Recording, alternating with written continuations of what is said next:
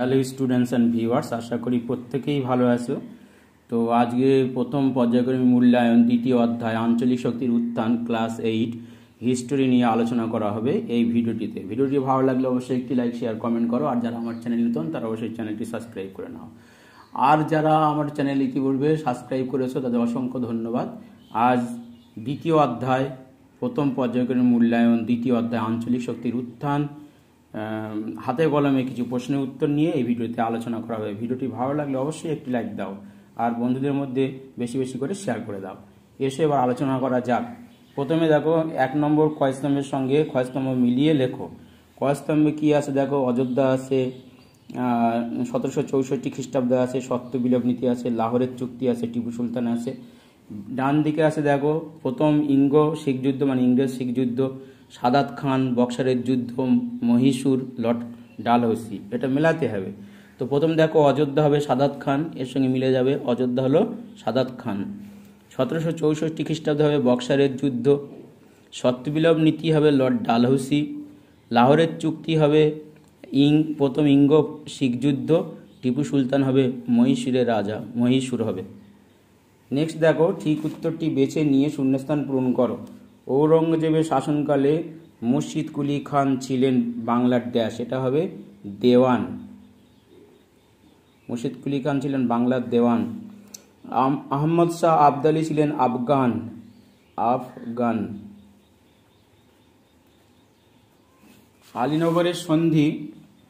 আলীনগরের সন্ধি হয়েছিল ইংরেজ সিরাজদৌল্লা সিরাজ এবং ইংরেজ ইস্ট ইন্ডিয়া কোম্পানির মধ্যে, ইস্ট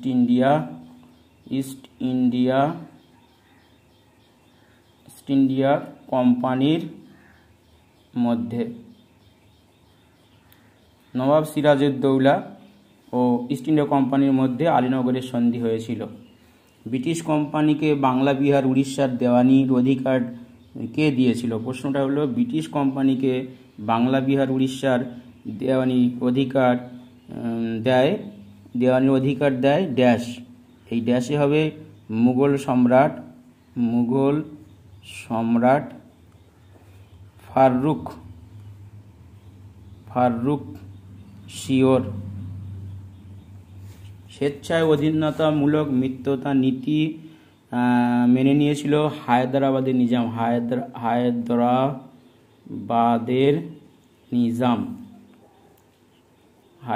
নিজাম।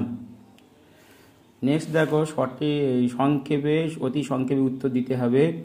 ফারুক শিওরের ফরমানের গুরুত্ব কি ছিল? 1717 খ্রিস্টাব্দে মুঘল সম্রাট ফারুক শিওর একটি আদেশনামা ফরমান জারি করেন। এই আদেশনামা বা ফরমানের গুরুত্ব ছিল অপরিসীম। এই ফরমানের ফলে ব্রিটিশ ইস্ট ইন্ডিয়া কোম্পানি ভারতে বাণিজ্য করার অনুমতি পায়। বিনা শুল্কে 3000 টাকার বিনিময়ে ব্রিটিশ ইস্ট ইন্ডিয়া কোম্পানি ভারতে বাণিজ্য করতে পারবে। তাছাড়া কলকাতার আশেপাশে বা চারপাশে 38টি গ্রামের জমিদারি কিনতে পারবে কোম্পানি, এবং কোম্পানির পণ্য চুরি গেলে নবাব শাস্তি দেবেন এবং কোম্পানিকে ক্ষতিপূরণও দেবেন। তাছাড়া বাংলার নবাবের মুর্শিদাবাদ ট্যাক্সাল প্রয়োজন মতো কোম্পানি ব্যবহার করতে পারবে। তো ট্যাক্সাল যে টাকা পয়সা যে অর্থনৈতিক ব্যাপারটা, তাছাড়া বাংলার নবাবের মুর্শিদাবাদ ট্যাক্সাল প্রয়োজন মতো কোম্পানি ব্যবহার করতে পারবে। নেক্সট, কে কিভাবে কবে হায়দ্রাবাদে আঞ্চলিক শাসন প্রতিষ্ঠা করেছিলেন? মীর কামারউদ্দিন খান সিদ্দিকী, যার উপাধি ছিল চীন কুলিস খাঁ বা আসফ ঝাঁ, 1724 খ্রিস্টাব্দে হায়দ্রাবাদ রাজ্য প্রতিষ্ঠা করেছিলেন। তিনি মুবারিজ খানকে পরাজিত করে বা হারিয়ে হায়দ্রাবাদে আঞ্চলিক শাসন প্রতিষ্ঠা করেছিলেন। নেক্সট, পলাশির লুণ্ঠন কাকে বলে? 1757 সালের 23শে জুন পলাশির যুদ্ধে নবাব সিরাজদৌল্লা লর্ড ক্লাইভের কাছে পরাজিত হন। পলাশির যুদ্ধের পর রবার্ট ক্লাইভ মীর জাফরকে বাংলার নবাব পদে বসান। ফলত নওয়াব মীর জাফরকে সাহায্য করার বিনিময়ে ব্রিটিশ কোম্পানি অবাধে সম্পদ হস্তগত করতে থাকে। পলাশির যুদ্ধের পর সিরাজের কলকাতা আক্রমণের অজুহাতে 1,77,00,000 টাকা ক্ষতিপূরণ নেয় কোম্পানি। তার উপর ক্লাইভ মির্জাপুরের কাছ থেকে ও প্রচুর সম্পদ ব্যক্তিগতভাবে পেয়েছিলেন। সব মিলিয়ে প্রায় 3 কোটি টাকার সম্পদ আদায় করে ব্রিটিশ ইস্ট ইন্ডিয়া কোম্পানি। এই ঘটনাকে পলাশির লুণ্ঠন বলা হয়। নেক্সট হচ্ছে দ্বৈত শাসন ব্যবস্থা বলতে কি বোঝো। 1765 সালে লর্ড ক্লাইভ বাংলার নবাব থেকে দেওয়ানি লাভের পর বাংলায় দুরকম শাসন ব্যবস্থার সৃষ্টি হয় বা উদ্ভব হয়, তাকে দ্বৈত শাসনও বলে।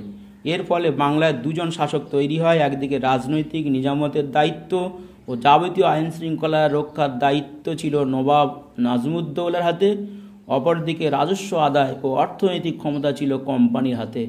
ফলে বাংলার এই শাসন ব্যবস্থাকে দ্বৈত শাসন বলা হয়। বাংলার এই শাসন ব্যবস্থাকে দ্বৈত শাসন বলে। ব্রিটিশ রেসিডেন্টদের কাজ কি ছিল। ভারতীয় উপমহাদেশের অনেক অঞ্চলেই ব্রিটিশ কোম্পানি পরোক্ষ শাসন চালাতো। নিজের ব্যবসায়িক স্বার্থ রক্ষা করার জন্য বিভিন্ন রাজদরবারে নিজেদের প্রতিনিধি রাখত কোম্পানি। সেই প্রতিনিধিরা রেসিডেন্ট নামে পরিচিত ছিল। এর ফলে ব্রিটিশ কোম্পানির চূড়ান্ত ক্ষমতা পেয়েছিল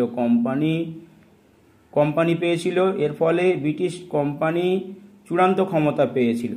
কোম্পানির নজর এড়িয়ে স্বাধীনভাবে কাজ করার ক্ষমতা ভারতীয় রাজশক্তিগুলির বিশেষ ছিল না। কোম্পানির হয়ে সেই নজরদারির কাজটাই চালাতো স্থানীয় ব্রিটিশ রেসিডেন্ট। অর্থাৎ ব্রিটিশ রেসিডেন্টের কাজ ছিল নজরদারি চালানো। প্রতিনিধি যোগ থাকতো রাজদরবারে, নিজেদের প্রতিনিধি, কোম্পানি নিজস্ব প্রতিনিধি থাকতো। সেই জন্য স্বাধীনভাবে ভারতীয় রাজশক্তিগুলো কাজ করতে পারত না। কোম্পানি নজরদারি চালাতো, ব্রিটিশ ইস্ট ইন্ডিয়া কোম্পানি। যাদের মাধ্যমে নজরদারি চালাতো তাদেরকে ব্রিটিশ রেসিডেন্ট বলা হয়। আশা করি বুঝতে পেরেছো। আজ এই পর্যন্ত, আবার নেক্সট ভিডিওতে দেখা হবে। Thank you students and viewers.